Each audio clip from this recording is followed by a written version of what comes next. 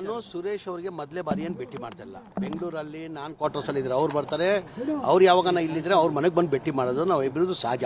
ತಿಂಗಳಿಗೆ 4 ಸತಿ ಭೇಟಿ ಮಾಡ್ತೀವಿ ನಾವು. ಎಷ್ಟು? ತಿಂಗಳಿಗೆ 4 ಸತಿ. ನೀವು ನೋಡಿರ್ಬೋದು ಭಾಳ ಸತಿ.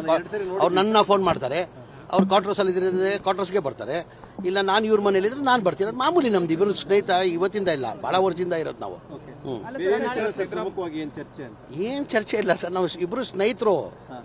ನಾವಿಬ್ರು ಸಹಜವಾಗಿ ತಾವು ಮೊದಲ ಬಾರಿಗೆ ಸಚಿವ ಸಂಪುಟದಲ್ಲಿ ಬರ್ತೀರಿ, ಮೊದಲ ಲಿಸ್ಟ್ ಅಲ್ಲಿ ಅಂತ ಇತ್ತು, ತಡವಾಗಿದೆ, ಹಾಗಾಗಿ ಸಹಜವಾದ ಕುತೂಹಲ ಇದೆ. ತಮ್ಮ ಎರಡನೇ ಕುತೂಹಲ ಏನಿಲ್ಲ, ನಾನು ಪದೇ ಪದೇ ಅವಾಗ ಹೇಳ್ತಾನೆ ಇರ್ತೀನಿ, ನಮ್ಮ ಪಕ್ಷ ಹೈಕಮಾಂಡ್ ಏನ್ ನಿರ್ಧಾರ ಮಾಡಿದಾಗ ಅದಕ್ಕೆ ಬದ್ಧ ಅಂತ. ಫಸ್ಟ್ ಲಿಸ್ಟ್ ಅಲ್ಲಿ ಮಾಡ್ತಾರಂತ ನಿರೀಕ್ಷೆ ಇಟ್ಕೊಂಡಿದೆ, ಸೆಕೆಂಡ್ ಲಿಸ್ಟ್ ಅಲ್ಲೂ ಮಾಡ್ತೀನಿ ಅಂತ ನಿರೀಕ್ಷೆ ಇಟ್ಕೊಂಡಿದ್ದೀನಿ. ಮಾಡಿಲ್ಲ ಅಂದ್ರೂ ನನಗೇನು ಸಮಸ್ಯೆ ಇಲ್ಲ, ತೊಂದರೆ ಇಲ್ಲ. ಏನಕ್ಕೆ ಪ್ರೊಟೆಸ್ಟ್ ನಾನು ಅಭಿಮಾನಿಗಳು ಮಾಡ್ತಾರೆ, ನಾನು ಮಾಡ್ತಾ ಇದ್ದೀನಿ. ಈಗ ನಾನು ಕೇಳ್ತಾ ಇದ್ದೀನಿ, ನಾನು ಮಂತ್ರಿ ಮಾಡಿ ಅಂತ ಮಾಧ್ಯಮದಲ್ಲಿ ಕೇಳ್ತಾ ಇದ್ದೀನಿ. ಅಭಿಮಾನಿಗಳು ಎಲ್ಲಾದ್ರೂ ಸಹಜ, ಅದು ಅವ್ರವ್ರ ಅಭಿಮಾನಿಗಳು ಅವ್ರ ಲೀಡರ್ನ ಮಂತ್ರಿ ಮಾಡಂತ ಕೇಳೋದಂತ ಎಲ್ಲ ಕಡೆ ಸಹಜ. ಅದು ಬಹಳ ಜನ ಕೇಳ್ತಾವ್ರೆ, ಹಂಗೂ ನನಗೂ ಕೇಳ್ತಾವ್ರೆ. ಖಂಡಿತ ಇಲ್ಲ, ಖಂಡಿತ ಇಲ್ಲ, ಏನೇನು ಇಲ್ಲ. ನನ್ನ ಮುಖದ ಮೇಲೆ ಕಾಣ್ತಾ ಇದೆಯಾ ಬೇಸರ ಇದೆಯಾ ಅಂತ? ನನ್ನ ಮುಖದ ಮೇಲೆ ನಾ ಕಾಣ್ತಾ ಇದೆಯಾ ಬೇಸರ ಇದೆಯಾ ಅಂತ? ಖಂಡಿತ ಏನೇನು ಇಲ್ಲ.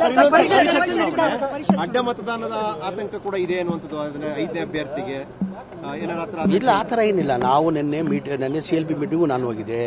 140 ಜನ ನಾವು ಒಗ್ಗಟ್ಟಾಗಿದ್ದೀವಿ. ನಾವು 28 ಹಾಕೊಂಡ್ರು 5 ಅಭ್ಯರ್ಥಿನೂ ಗೆಲ್ತಾರೆ. ನಮ್ಗೆ ಅಡಿಷನಲ್ ಏನು ಓಟ್ ಬೇಕಾಗಿಲ್ಲ.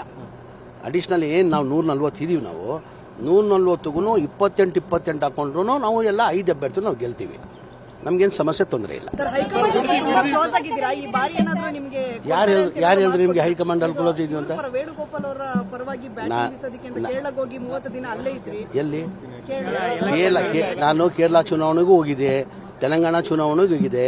ಪಕ್ಷ ನನ್ಗೆ ಏನೇನು ಜವಾಬ್ದಾರಿ ಕೊಟ್ಟಿದೆ ಆ ಜವಾಬ್ದಾರಿನ ನಾನು ನಿಭಾಯಿಸ್ಕೊಂಡು ಬಂದಿದ್ದೀನಿ. ಮುಂದೇನು ಪಕ್ಷ ಏನ್ ಜವಾಬ್ದಾರಿ ಕೊಡ್ತಾರೆ ಅದ್ ನಿಭಾಯಿಸ್ತೀನಿ. ಅಗತ್ಯನೇ ಇಲ್ಲಲ್ಲ ನಮ್ಗೆ. ನಾವ್ ಹೇಳ್ದಿಲ್ಲ, 28 ಹಾಕೊಂಡ್ರು ನಾವು 5 ಜನನು ನಾವು ಗೆಲ್ತೀವಿ. ಬೇಕಾಗಿಲ್ಲ, 28 ಇದ್ರೆ ಸಾಕು.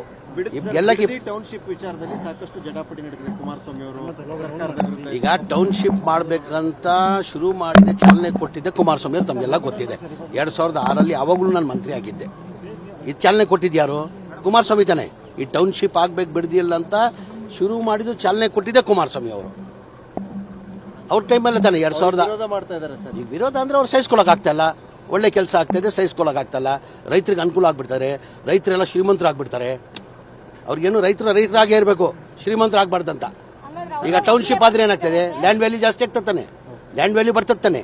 ಅವ್ರ ಲೆಕ್ಕಾಚಾರ ಏನಂದ್ರೆ ರೈತರಾಗೇ ಇರಬೇಕು, ಬಡವರಾಗೇ ಇರಬೇಕು, ಅವ್ರು ಶ್ರೀಮಂತರು ಆಗ್ಬಾರ್ದು.